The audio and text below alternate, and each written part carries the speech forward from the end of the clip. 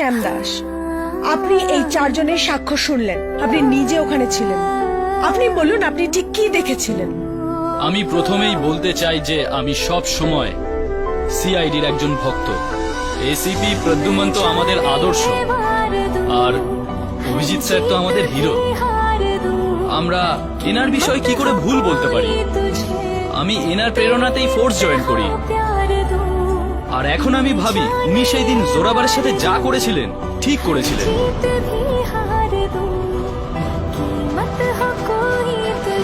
জোরাবারের মতো বিপজ্জনক অপরাধীর এটাই শাস্তি হওয়া উচিত।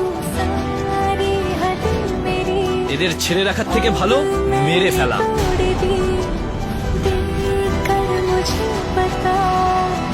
ইন্সপেক্টর শ্যাম দাস, এটা কি বলছেন আপনি? অভিজিৎ স্যার একদম ঠিক করেছেন জোরাবারের নকল এনকাউন্টার করে। আমি ওনার জায়গা থাকলে এটাই করতাম। Order order. সিআইডি কে কাল অব্দি যারা রক্ষক ভাবতেন তারাই আজ সিআইডি কে ভক্ষক মনে করছেন। এবার আপনি কি বলবেন কেডি?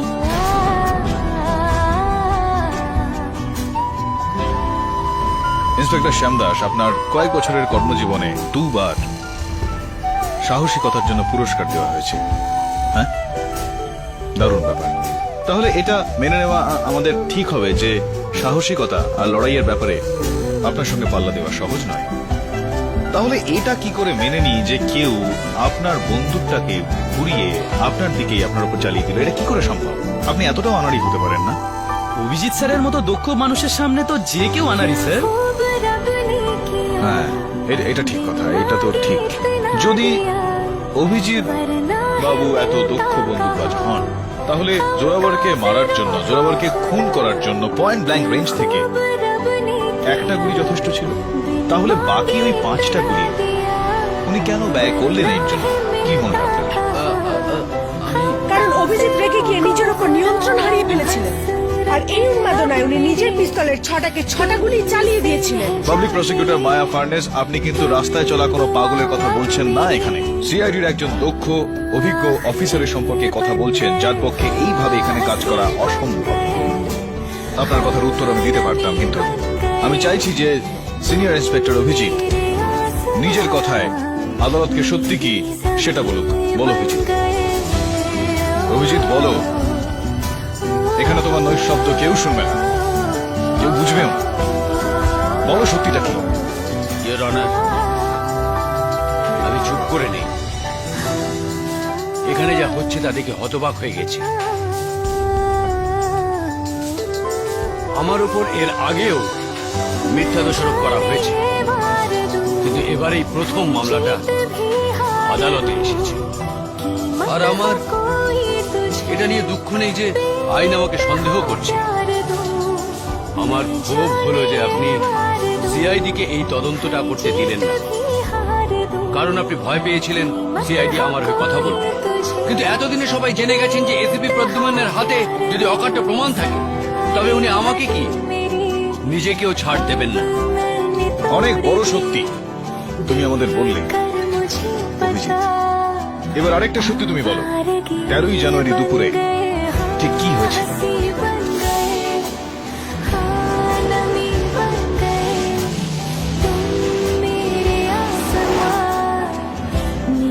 সব পরিশ্রম বেকার অভিজিৎ। তোমরা সিআইডি লোকেরা খুব বেশি খাটো, কিন্তু এবার পণ্ড শ্রম করছে। দেখবে 1 সপ্তাহে ছাড়া পেয়ে যাব। জেলে যেতে যেতে স্বপ্ন দেখা খারাপ নয়।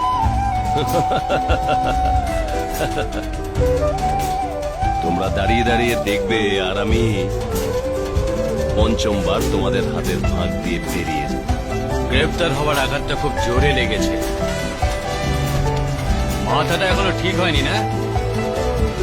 তোদের ওই এসিপি প্রদ্যুমন, আমি ওর মুখ চিরকালের মতো বন্ধ করে দেব। এসিপি সাহেবের নামে তোর নোংরা মুখে কোনো উচ্চারণ করবি না। আমাকে যা খুশি বল, আমি তোদের এসিপির নামে থুতু দিই। মুখ বন্ধ। আমাকে বাধ্য করিস না, বুঝলি? প্রদ্যুমন প্রদ্যুমন প্রদ্যুমন তোর আমি sir sir sir please sir please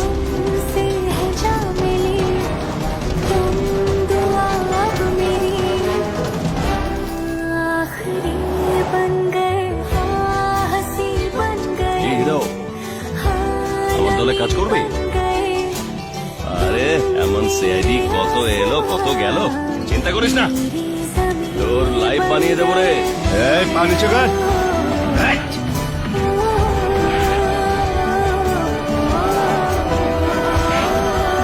গাড়ি গাড়ি থামাও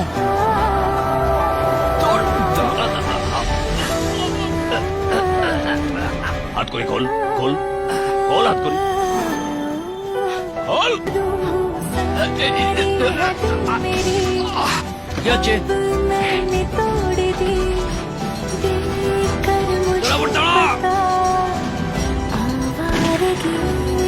আমি 3 অব্দি তুলবো 1 2 3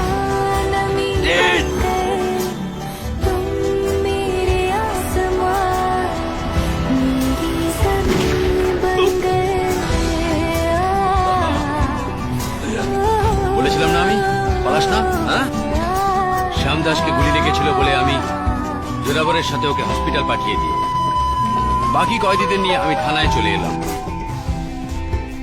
আর তারপর আমি জোরাবরের লাশ দেখি ইওর অনার আমি তদন্ত শুরু করার আগেই আমাকে গ্রেফতার করা হলো আর পরে আমি জানলাম যে সিআইডিকে এই মামলায় নাক গলাতে বারণ করা হয়েছে আপনি বলছেন ইন্সপেক্টর শ্যাম দাসের বন্দুক জোরাবার চালিয়েছিল, কিন্তু এতে তো জোরাবারের আঙুলের ছাপ পর্যন্ত নেই, শুধুমাত্র ইন্সপেক্টর শ্যাম দাসের আঙুলের দাগ রয়েছে। আচ্ছা, এটা কি সম্ভব নয় প্রসিকিউটর যে আঙুলের ছাপ ইন্সপেক্টর শ্যাম দাস মুছে ফেলেছেন? অ্যাম্বুলেন্সে যাওয়ার সময় জোরাবার বেঁচে ছিল কিন্তু হসপিটালে পৌঁছে গিয়েছে মৃত। কি এটা সম্ভব নয় যে অ্যাম্বুলেন্সের মধ্যে ইন্সপেক্টর শ্যাম দাস তাকে খুন করেছেন আর এই দোষটা তিনি অফিসার অভিজিৎকে দিতে চাইছেন? এটা কি অসম্ভব মনে হয়? অ্যাম্বুলেন্স ওখান থেকে 2টায় ছাড়ে আর 3টায় পৌঁছয়, অর্থাৎ খুনটা যদি অ্যাম্বুলেন্সে হতো তাহলে জোরাবারের মৃত্যু 2টো থেকে 3টের মধ্যে হয়ে থাকতো। হসপিটাল থেকে পাওয়া খবর অনুযায়ী জোরাবারের মৃত্যু 1টা থেকে 2টোর মধ্যে হয়েছিল, তার মানে অ্যাম্বুলেন্স আসার আগেই জোরাবার মরে গেছিল। আর পোস্টমর্টম রিপোর্টে বলা হয়েছে গুলি 2 ফুট দূর থেকে চালানো হয়েছিল। ইয়েস ইওর অনার, হসপিটাল থেকে পাওয়া সমস্ত তথ্য ভুলও হতে পারে। এটাই নয়, জোরাবারের শরীরে 6টা গুলির চিহ্ন পাওয়া গেছে, কিন্তু ওর ডান বা বাঁ হাঁটুতে কোনো গুলির ক্ষত ছিল না। আগে হ্যাঁ, হাঁটুতে কোনো ক্ষত ছিল না। এর মানেটা পরিষ্কার, অভিজিতের বয়ান মিথ্যা। He is lying. অভিজিৎ সত্যি বলছে কি মিথ্যা বলছে সেটা তখনই জানতে পারা যাবে প্রসিকিউটর, যখন জোরাবরের মৃতদেহের ফাইনাল পোস্টমর্টেম রিপোর্ট আসবে, তার আগে নয়। ইওর অনার, ওই রিপোর্ট খুব শীঘ্রই আদালতে এসে যাবে। তাহলে তখনই এটা প্রমাণ হয়ে যাবে